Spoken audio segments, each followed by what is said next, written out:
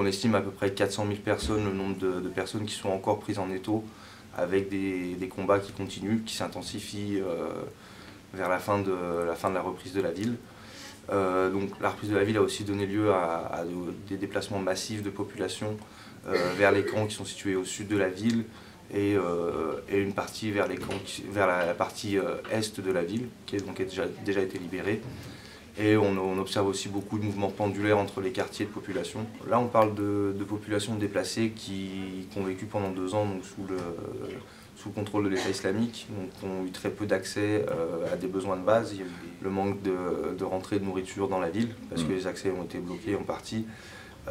Des infrastructures, notamment les infrastructures de santé, les infrastructures d'eau, qui ont été beaucoup touchées par les combats. Actuellement dans la ville, les populations se servent sur de l'eau qui vient des puits ou des forages qui existent, qui sont des puits qui sont contaminés ou qui ont une qualité d'eau très médiocre.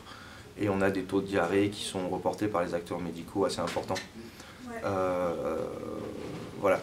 Donc nous, au niveau de Solidarité, à l'heure actuelle, on travaille à Hamam al-Halil, qui est un village, une petite ville au sud de Mossoul, où on a installé une station de traitement d'eau en urgence.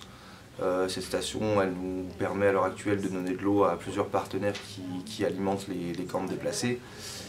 Donc on va se servir de cette eau pour aller alimenter un quartier de Mossoul-Ouest où on a installé des réservoirs communaux. Dans les jours qui viennent, on va commencer à faire des rotations de camions d'eau qui vont être alimentés depuis notre station de traitement pour donner de l'eau aux populations. Et on va travailler à l'heure actuelle sur une quantité de 10 litres d'eau par jour par personne. Cette quantité va permettre aux populations d'accéder à de l'eau de boisson, de l'eau pour la cuisine et de l'eau pour l'hygiène de base.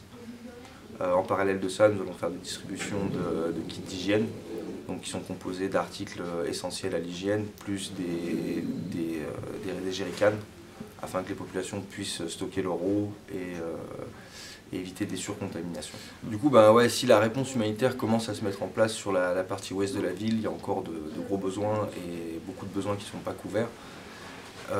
Pour Solidarité, un des défis maintenant, c'est de réussir à étendre nos activités sur d'autres quartiers.